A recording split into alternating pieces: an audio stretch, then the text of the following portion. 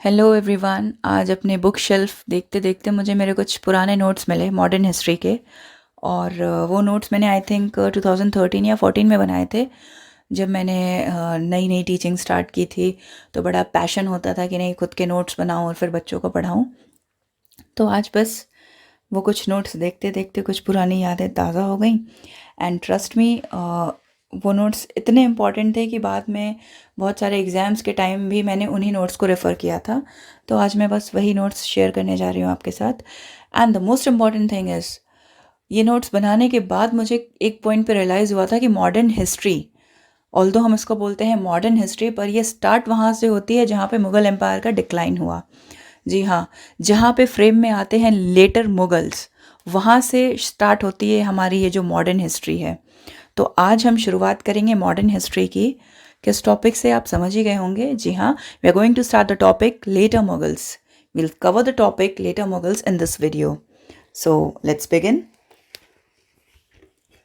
अगर हम बात करते हैं लेटर मुगल्स की, तो सबसे पहले फ्रेम में आते हैं बहादुर शाह वन, जिन्होंने रूल किया था 1709 से टू मार्च 1712 तक। 2 year long war of succession was there. जब औरंगज़ेब की डेथ हुई थी तो उसके बाद 2 साल लंबी जंग चली थी कि कौन राजा बनेगा, कौन किंग बनेगा। उसके बाद प्रिंस मुअज़्ज़म आते हैं फ्रेम में, जो कि 63 ईयर्स ओल्ड प्रिंस थे। इन्हीं को नाम दिया गया था बहादुर शाह। और ये औरंगज़ेब के सबसे बड़े बेटे थे। He was the eldest son of Aurangzeb. और फिर इनको टाइटल मिल जाता है बहादुर शाह। अब किंग बनने के लिए उन्होंने क्या किया, इन्होंने खुद के भाइयों को मारा था। He killed his own brothers, Mohammad Azam and Kam Bakhsh. उसके बाद क्या होता है भाई, इनको एक स्पेशल सा टाइटल मिला था इनके नेचर के हिसाब से। इनको बोला गया था शाह बेखबर। और ये टाइटल देने वाले कौन थे, इनको ये टाइटल दिया था कफ़ी खान ने। एंड अब अगर उनके एडमिनिस्ट्रेशन और कुछ पॉलिसीज़ की बात करते हैं, so basically he adopted a pacific policies towards Marathas, Rajputs and Jats. अब उसके बाद फ्रेम में आते हैं जहांदर शाह। इन्होंने रूल किया था मार्च 1712 से फेब 1713 तक। अब ये किंग तो बने, बट ये किंग बने किसकी हेल्प से? He took the help of Zulfiqar Khan to become the emperor. Now अब इन्होंने जुल्फ़िकर खान की हेल्प ली, तो उसके बाद जुल्फ़िकर खान को अपॉइंट किया गया as the PM, that is prime minister. और जुल्फ़िकर ने इंट्रोड्यूस किया था एक बहुत ही इंपॉर्टेंट सिस्टम, बोलते हैं जिसको इजारा सिस्टम। अब हाँ, एक और चीज़ इंपॉर्टेंट है जहांदर शाह के रूल में, वो था ही अबॉलिश्ड जजिया, जो कि एक टैक्स होता था। तो उसको हटाने का काम किसने किया था? जहांदर शाह ने। अब उसके बाद फ्रेम में आते हैं फ़ारुख सियार। इन्होंने रूल किया 1713 से 1719 तक। He killed Jahandar with the help of Syed brothers. अब यहाँ पिक्चर में आ गए सैयद ब्रदर्स, जिनको बोला जाता था किंग मेकर्स, क्योंकि ये ना यूजुअली क्या करते थे, बहुत सारी प्लानिंग प्लॉटिंग करके इसको मारना, उसको मारना, इसकी हेल्प करना। बेसिकली लास्ट वाले जो वीक मुगल्स थे ना सॉरी, लास्ट वाले जो मुगल थे ना, उनमें सैयद ब्रदर्स का बहुत इंपॉर्टेंट रोल था। ये एक्ट करते थे, पॉलिसीज़ फ्रेम करना, इसको मारना है, उसको मारना है। अब ये सैयद ब्रदर्स थे कौन? Abdullah Khan and Hussain Ali. They were known as Sayyid brothers. Farrukh Siyar और किस लिए इम्पॉर्टेंट है इनका रूल? क्योंकि इन्होंने बहुत सारे फरमान्स दिए थे ब्रिटिश को। और इनकी जो पॉलिसीज़ थी, he followed a religious tolerance policy. And अब क्या हुआ भाई, फ़ारुख सियार तो थोड़ा बहुत एडमिनिस्ट्रेशन में भी अपना हाथ आजमाने लगा और थोड़ा एक्टिव था। तो अब सैयद ब्रदर्स को क्या लगा, उनको लगा अरे ये तो पपेट नहीं निकला, हमें तो एक पपेट चाहिए था। तो अब सैयद ब्रदर्स ने क्या किया, उन्होंने हेल्प ली किसकी? पेशवा बालाजी विश्वनाथ की। और उन्होंने फ़ारुख सियार को थ्रोन से हटा दिया और उसके बाद उसको अंधा करके मार दिया। और ऐसा पहली बार हिस्ट्री में हुआ था। This was it was like first in a life time वाला चीज़ था कि मुग़ल हिस्ट्री में ऐसा पहली बार हुआ था, किसी एम्परर को नोबल्स ने मारा था। फ़ारुख सियार को मारने का काम किसने किया था? सैयद ब्रदर्स ने। किसकी हेल्प से? पेशवा बालाजी विश्वनाथ की हेल्प से। एंड ये सैयद ब्रदर्स थे कौन? ये फ़ारुख सियार के अंडर काम करने वाले नोबल्स थे। तो ये ऐसा पहली बार हिस्ट्री में हुआ था कि राजा को मारने का काम उसके अंडर काम करने वाले लोगों ने किया। फिर उसके बाद आते हैं रफ़ीउद दरजत, जिन्होंने रूल किया फेब 28 से जून फॉर 1719 तक। ये बहुत शॉर्टेस्ट पीरियड था, nothing much is known about him. फिर आते हैं रफ़ी उद दौला, जिन्होंने रूल किया जून 6 से सेप्टेम्बर 17 तक, 1719 ईयर था। उसके बाद अब इनके लिए क्या इंपॉर्टेंट है भाई, sorry, Sayyid brothers placed him on the throne. अब ये भी थ्रोन पे बैठे किसकी मदद से, सैयद ब्रदर्स। सैयद ब्रदर्स कौन थे, अब्दुल्ला खान और हुसैन अली, उनकी हेल्प लेके ये आते हैं थ्रोन पे। अब जब ये थ्रोन पे बैठते हैं तो इनको टाइटल दिया जाता है शाहजहां सेकंड का। तो अगर आपसे पूछा जाए शाहजहां सेकंड कौन थे, तो वो थे रफ़ी उद दौला, जिनको टाइटल दिया गया था शाहजहां एडिक्ट का। अब ये भाई ओपीएम एडिक्ट थे, नशे में धुत रहते थे, तो क्या ही एडमिनिस्ट्रेशन करते होंगे वो हम समझ सकते हैं कि भाई इतना बड़ा मुग़ल एम्पायर डिक्लाइन होने के कारण हमें साफ अभी तक दिखते आ रहे हैं। अब थोड़ा सा आगे बढ़ते हैं, अब फ्रेम में आते हैं मोहम्मद शाह। इनका रोल थोड़ा सा इम्पॉर्टेंट है। इन्होंने रूल कब तक किया, 1719 से 1748 तक रूल किया। वैसे तो इनका नाम था रोशन अख्तर, बट इनको एक बड़ा ही अजीब सा टाइटल दिया गया था। इनको टाइटल दिया गया था रंगीला। अब ये टाइटल और ये इसको देख के ही समझ में आता है रंगीला क्यों दिया गया था। That was because of his life style, the kind of life he used to live, it was damn luxurious. तो इनको टाइटल दे दिया गया रंगीला, बड़े रंगीले मिजाज के थे। अब इन्होंने क्या किया, मोहम्मद शाह क्यों इंपॉर्टेंट है हिस्ट्री में, वो यहाँ पे आता है। Second point, killed Sayyid brothers with the help of Nizam ul Mulk. इन्होंने क्या किया, जो किंग मेकर्स अभी तक जो काम करते थे, सैयद ब्रदर्स जो फ्रेम में थे, जिन्होंने बहुत सारे रूलर्स को बनाया, किंग को बनाया, उनको किसने मारा था, सैयद ब्रदर्स को मारने का काम किया मोहम्मद शाह ने।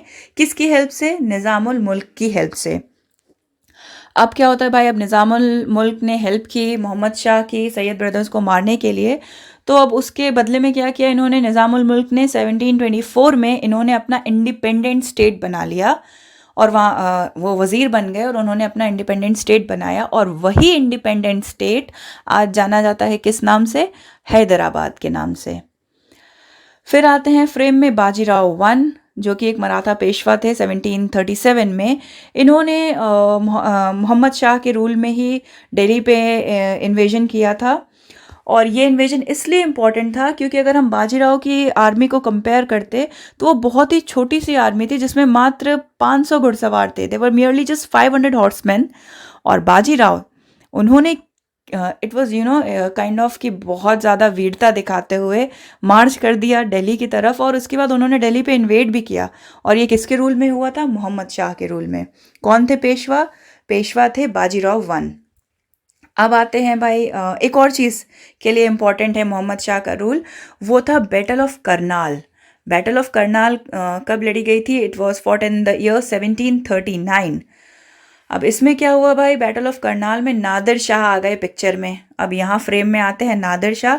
उन्होंने क्या किया, उन्होंने लेटर मुगल्स जो थे मोहम्मद शाह और उनके अंडर जो काम करने वाले जो क्या बोलते हैं प्राइम मिनिस्टर कह लो या जो भी थे, उनको हरा कर बैटल ऑफ करनाल को जीतने वाले कौन थे भाई, Nadir Shah.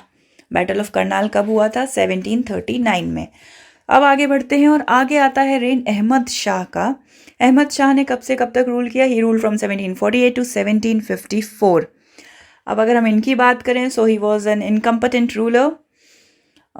Y he was an incompetent ruler, because उनको रूल करना आता ही नहीं था। He used to rule with the help of his mother. उन्होंने मतलब बेसिकली पूरा राजपाट सब कुछ अपनी मम्मी के हाथ में दे दिया था, मम्माज बॉय टाइप। और वो कौन थी, उधम बाई। इनको बोला जाता था क्वीन मदर। और एक और टाइटल इनको दिया गया था, दैट वॉज किबला ए आलम। अब अहमद शाह रूल करते थे उधम बाई की हेल्प से, जो कि खुद किसकी गाइडेंस पे चलती थी, वो अपने कह सकते हैं she used to love a person, a man, वो थे जावेद खान। और उनके सारे सजेशंस को मानते हुए उधम बाई जो हैं वो रूल करती थी। और बेसिकली एक पपेट रूलर थे, वो थे अहमद शाह। अब आते हैं आलमगीर सेकेंड फ्रेम में। तो आलमगीर सेकेंड ने कब से कब तक रूल किया, ही रूल फ्रॉम 1754 टू 1758। अब ये अगर हम बात करें आलमगीर की, तो ये कौन थे, ये जहांगीर शाह के ग्रैंडसन थे, उनके पोते थे। अहमद शाह अब्दाली रीच दिल्ली इन 1757। इनका रूल इसलिए भी इम्पॉर्टेंट है क्योंकि अहमद शाह अब्दाली ये आता है इंडिया, ये पहुंचता है दिल्ली। और दिल्ली पहुंचता है ये कब, 1757, और दिल्ली में उस टाइम थ्रोन पे कौन थे? आलमगीर। अब क्या होता है भाई? अब होती है बैटल ऑफ पलासे, जिसको लड़ा गया था जून 1757 में, और उस टाइम पे रूलर कौन थे? आलमगीर। फिर आते हैं शाहजहां थर्ड, 1758 से 1759। Again not much is known about him, so उनके बारे में मुझे भी उतनी कोई इन्फॉर्मेशन थी नहीं, इसीलिए मैंने शायद उनके भी नोट्स कुछ नहीं बनाए हैं। फिर आते हैं शाह आलम सेकेंड। हाँ, ये भी इम्पॉर्टेंट हैं। ये किस लिए इम्पॉर्टेंट है वो भी हम डिस्कस कर लेते हैं। ये इसलिए भी इम्पॉर्टेंट है ना, क्योंकि इनको पेंशन वाला जो सिस्टम होता है ना, वो इनके टाइम से ही स्टार्ट किया गया था। इन्होंने कब से कब तक रूल किया? 1759 से 1806 तक। हाँ, एक और चीज़ के लिए इम्पॉर्टेंट है, battle of Panipat, third battle of Panipat जो हुई थी 1761 में, उस टाइम पे कौन थे दिल्ली में रूल करने वाले? शाह आलम सेकेंड। और and second important battle was battle of Buxar 1764, जो इनके रेन में लड़ी गई थी, जो इनके काल में लड़ी गई थी। नाउ टॉकिंग अबाउट हिम, तो as per the terms of the treaty of Allahabad क्या हुआ भाई? He came under the company's protection, and उनको फिर भेज दिया गया। कंपनी ने बोला कि भाई आप हमारे प्रोटेक्शन में कहाँ पे रहेंगे? जाओ इलाहाबाद जाओ, और इलाहाबाद में आपको रहना है, कंपनी आपको सारा प्रोटेक्शन देगी, और उसके बदले में आपको क्या करना होगा? आपको कंपनी की जो सेना आपके साथ रहेगी उसका पूरा खर्चा उठाना होगा। फिर उसके बाद क्या हुआ? हाँ, एक और चीज़ है, ये किस लिए इम्पोर्टेंट है? इन्होंने एक फरमान इशू किया, शाह आलम ने, जिसमें इन्होंने क्या बोला कि भाई बंगाल, बिहार और उड़ीसा का जो दीवानी सिस्टम है, दीवानी मतलब जो टैक्स कलेक्ट करने वाला सिस्टम, रेवेन्यू कलेक्ट करने वाला सिस्टम है, वो पूरा का पूरा मैं किसको सौंप रहा हूँ? वो मैं सौंप रहा हूँ ब्रिटिशर्स को, ब्रिटिश ईस्ट इंडिया कंपनी को। तो इसलिए भी इनका रूल इम्पॉर्टेंट है, क्योंकि ये एक टर्निंग पॉइंट था। अभी तक क्या होता था ना, ब्रिटिशर्स को रेवेन्यू के लिए बड़ा स्ट्रगल करना पड़ता था, पैसों के लिए, वो बाहर से अपने रेवेन्यू मंगवाते थे। बट इसके बाद से क्या हुआ ना, वो बंगाल, बिहार और उड़ीसा का रेवेन्यू यूज़ करने लगे, वहाँ से जो पैसे इनको मिलते थे, फिर वो अपने एडमिनिस्ट्रेशन को, अपने बिजनेस को डेवलप करने के लिए इंडिया से ही पैसे यूज़ करके, इंडिया में ही इन्वेस्ट करके खुद ही रिच बने जा रहे थे।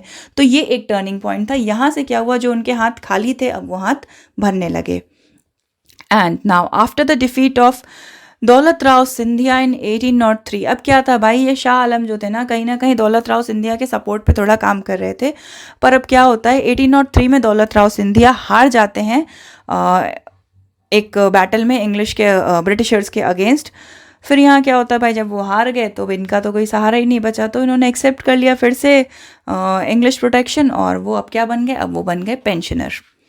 अब आते हैं फ्रेम में अकबर सेकेंड। इन्होंने रूल किया 1806 से 1837 तक, और इनको ये इसलिए भी इम्पॉर्टेंट है, आपने सुना होगा राजा राम मोहन रॉय हम बोलते हैं, तो राम मोहन रॉय को ये जो राजा वाला टाइटल किसने दिया था? अकबर सेकेंड ने। यही वो इंसान थे जिन्होंने राजा राम मोहन रॉय का टाइटल दिया था, राजा राम मोहन रॉय जी को। और इसलिए भी इम्पॉर्टेंट है इनका रूल, क्योंकि यहाँ से क्या हुआ ना, अभी तक जो सिक्के चलते थे उस पर मुग़ल शासकों के नाम होते थे, कब से कब तक उन्होंने रूल किया, ये सारी चीज़ें। पर इसके बाद से 1835 के बाद से वो सिक्के बंद हो गए। लास्ट थे बहादुर शाह सेकेंड। इसके बारे में हमने इनके बारे में हमने बहुत पढ़ा है हिस्ट्री में। ये इसलिए इम्पॉर्टेंट है क्योंकि इनके टाइम पे ना हुआ था रिवॉल्ट ऑफ 1857, जिसको नाम तो दिया गया था सेपॉय म्यूटिनी का, बट वो एक इंडियन हिस्ट्री का टर्निंग पॉइंट था, जहाँ से हमें रियलाइज़ हुआ कि भाई अगर हम साथ काम करें तो हम बहुत कुछ पलट सकते हैं। तो अब रिवॉल्ट ऑफ 1857 में क्या हुआ, इतनी ज़्यादा यूनिटी थी हिंदू और मुस्लिम्स में, तो हम सब ने मिलके वो किया कि चलो भाई हम काम तो कर रहे हैं आज़ादी के लिए, पर इस आज़ादी का लीडर कौन होगा? तो इस आज़ादी का जो काम स्टार्ट हुआ था कि हाँ भाई हमें लड़ना है, हमें फ़ाइट करना है, हम सब एक हैं, और हमारे लीडर कौन हैं? तो हमारे लीडर उस टाइम पे थे बहादुर शाह सेकेंड। इनको रिवॉल्ट ऑफ 1857 का लीडर बनाया गया, जिसका इनको खामियाजा भी भुगतना पड़ा। ऑल्दो रिवॉल्ट ऑफ 1857 उतना सक्सेसफुल नहीं हुआ था, क्योंकि उसके बहुत सारे ड्रॉबैक्स थे, शॉर्ट कमिंग्स थे, जिसकी वजह से रिवॉल्ट ऑफ 1857 को ब्रिटिशर्स ने बहुत ईजिली सप्रेस कर दिया। नहीं, बहुत ईजिली तो नहीं कहूँगी, हाँ स्ट्रगल के साथ उन्होंने रिवॉल्ट ऑफ 1857 को सप्रेस कर दिया। बट एज अ रिजल्ट क्या हुआ भाई, बहादुर शाह जफर कैप्चर कर लिए गए और इनको फिर रंगून भेज दिया गया। और इन्होंने बाकी की अपनी ज़िंदगी रंगून में बिताई और वहाँ पे इनकी डेथ हो गई 1862 में। तो फाइनली ये एक ऐसा पॉइंट था जहाँ पे हम कह सकते हैं legally the Mughal empire came to an end on November 1, 1858 with the declaration of Queen Victoria। तो ये थी हिस्ट्री लेटर मुगल रूलर्स की, और इनके डिक्लाइन के बहुत सारे रीज़न थे, वो हम नेक्स्ट वीडियो में डिस्कस करेंगे। Take care, keep learning and keep growing.